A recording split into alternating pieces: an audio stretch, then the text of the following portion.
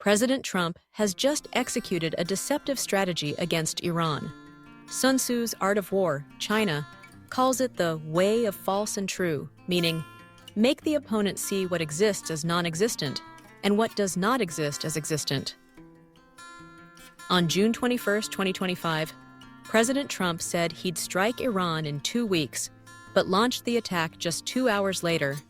Zhuge Liang, a legendary strategist in China's Romance of the Three Kingdoms, often used schemes, misdirection, and psychological warfare, similar to President Trump's unpredictable political tactics.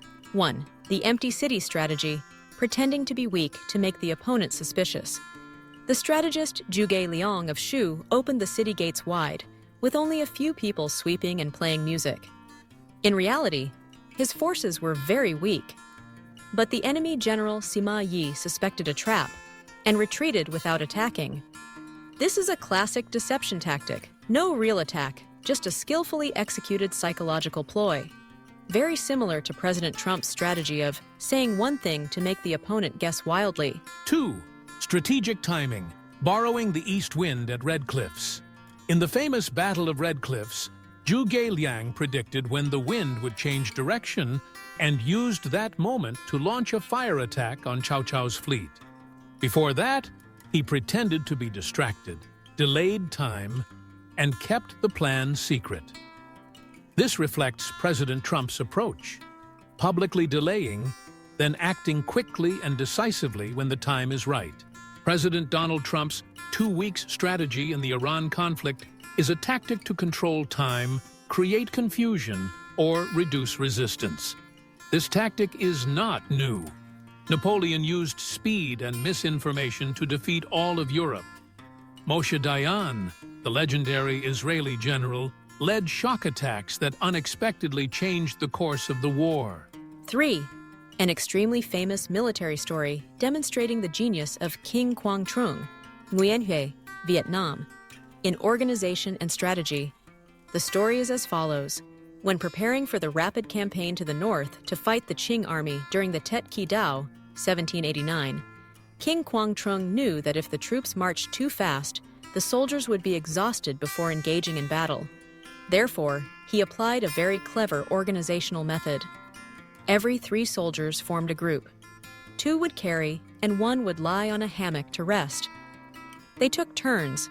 After a certain distance, they would switch roles. The resting person would get up and walk. The walker would carry, and the carriers would get on the hammock. Thanks to this, the entire army could move almost non-stop, maintaining strength and achieving extremely high speed. As a result, the Tay Son Army took only about 5 days and nights to cover nearly 1,000 kilometers from Fushun, Hue, to Thanglang, Hanoi, something almost unimaginable given the road conditions at that time. Usually, with the road, transportation, and logistics conditions back then, the Qing army was celebrating Tet when they were suddenly attacked. They had predicted that marching from Fushun, Hue, to Thanglang, Hanoi, would take about 15 to 20 days, or even longer if carrying full supplies and equipment. The Tay Son Army defeated 290,000 Qing soldiers in the Ngok Hoi, Dongda battle, regaining independence for the nation right on the 5th day of Tet. All comparisons have their inconsistencies. In ancient times, Zhuge Liang was a brilliant strategist, but he lived in an era where opportunity, fate, and power were not on his side.